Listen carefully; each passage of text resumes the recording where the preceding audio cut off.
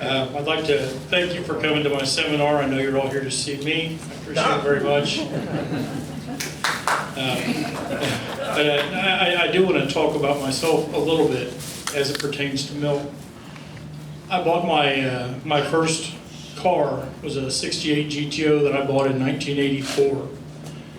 And immediately I went to the library because, remember, we didn't have internet or cell phones. Nobody knew what Google was.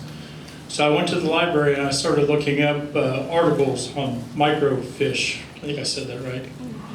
And I was reading about this place called Royal Pontiac and this guy named Milt Schornack. And you know, I was in high school, 16-year-old kid, left an indelible impression upon me. And at the time, he was, you know, he was up there in the clouds. You know, he was untouchable, one of my heroes. And he still is one of my heroes. Still is. Even after I know him.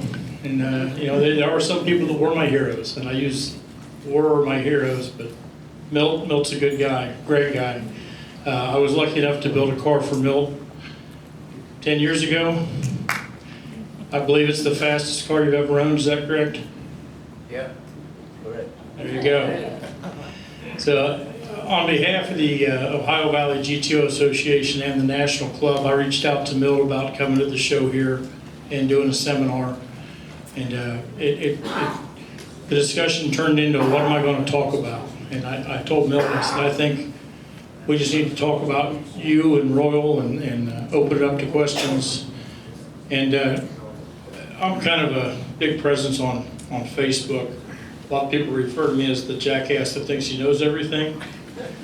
That's because I try to know everything. It's what I do. And over the years, I've fielded a lot of questions about Royal and just corrected people, things that were said wrong. A lot of stories get handed down, they get embellished. Next thing you know, Royal had a showroom full of race cars for sale, and you know, none of that crap was true. So I put together a list of questions here, and I kind of put it in order. And y'all are welcome to answer questions. I'm sorry, you're all welcome to ask questions as we go. I'm going to turn this over to Rudy, who's a good friend of Milt, and he will go through this. I think they've got some slides put together. So Rudy, I'll introduce Rudy, also Mr. Milt Schornack, if we could all show him our appreciation for being here.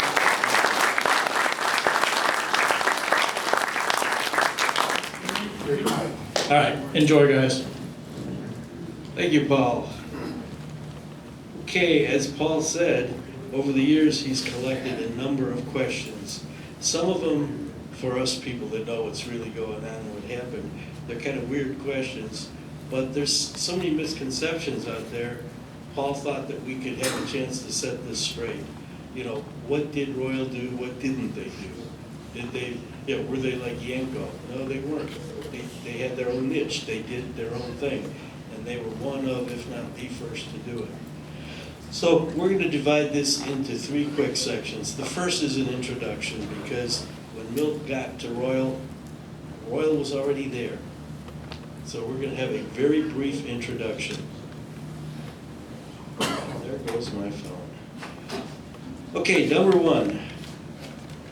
Does everybody know who Jim Wangers is? And I think we can't underemphasize his role in this. He was an ad man, he was some say a snake oil salesman, but he was good at what he did. He was I kind of say he's an ad guy. And that's what he was.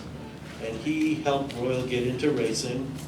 He worked closely with John DeLorean, some of the guys at Pontiac. Some of the executives were not exactly thrilled with Pontiac racing. They weren't thrilled with Royal doing it, but they did get enough support, whether official or under the table, to do racing. This is one of the pictures of the pre-Schornack Royal racing. I don't know if Milt wants to say anything about that, because I don't think he drove that car. Wangers did. Who else drove that car? Dick Jesse. Dick Jesse. Everybody, I think, knows that name. So that's one of the cool cars that they had. We'll go through a couple other quick ones. What do you think of that? Tow car? Pretty snazzy. Ooh. You like that one? As everyone can see, the numbers on the windshield were the time that car was turning at the time. It was 1395. You know, you said 1960. That's not a bad time.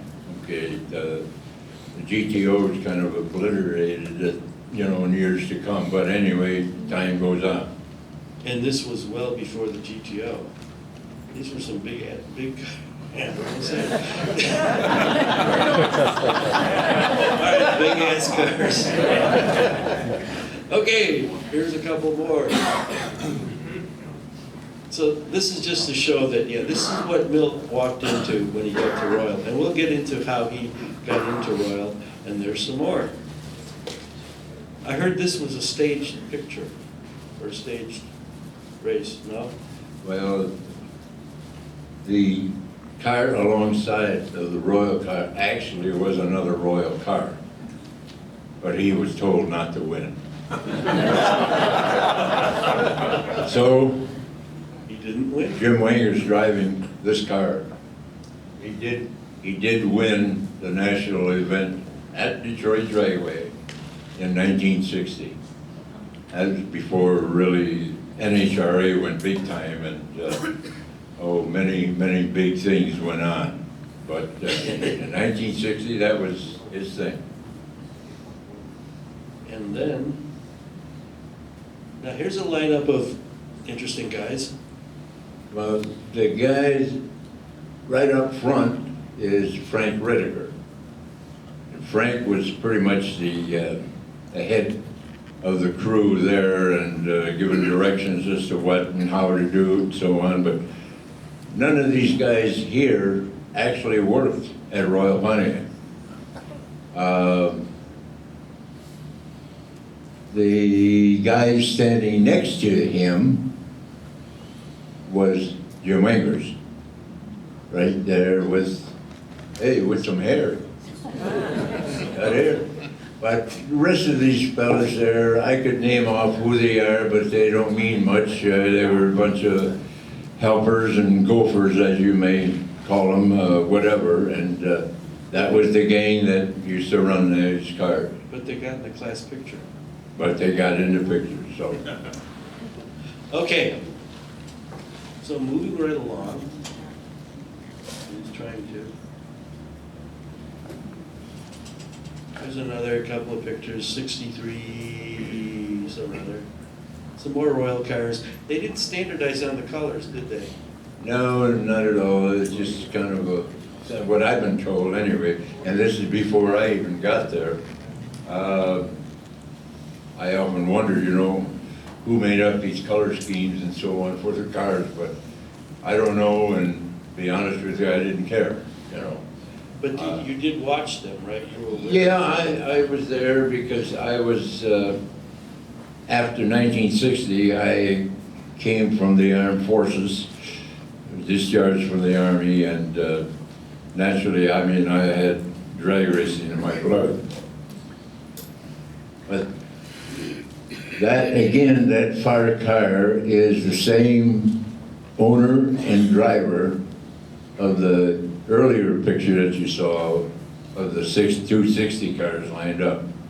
You know, it was actually owned by a fellow by the name of Pete Seaton. And some of you who are, you know, acquainted with the higher executives knew that Pete Seaton's dad was pretty high up in the GM Corporation. But this, I don't know if this particular picture is anything that meant, you know, as a final run or anything of this sort, but there were two of the cars in 63. 63 was known as the Swiss cheese era because of the frames in these cars were all cut with holes in them and trying to lighten these cars up. In the competition, the Mopars were about 250 pounds lighter than the Pontiac cars. And although these cars here had aluminum front ends on them and aluminum bumpers, and some of the cars got to the plexiglass windows and things of this nature. And the fellow at the far end, I gotta tell this story. The car at the far end was Pete Seaton, and I knew Pete. His dad happened to get knowledge of all the things that were going on at Pontiac Engineering to help the racing program. And this was included, and they introduced a hood scoop, which came up with a Ford truck from back then. And, well, Pete quickly put that thing in use and put it on, and they went to the drag strip, and first thing they looked at was that scoop. And they says, hey, you can't run that. Oh, yes, I can. Here's the paperwork. It's all legitimate, and here's the part number and everything. He said, nah, I ain't talking about the scoop. I'm talking about the hole in the hood. Nobody said anything about the hole in the hood. So he couldn't run it. So he had to, well, you know, you close it off, and that was the end of that bit. Okay.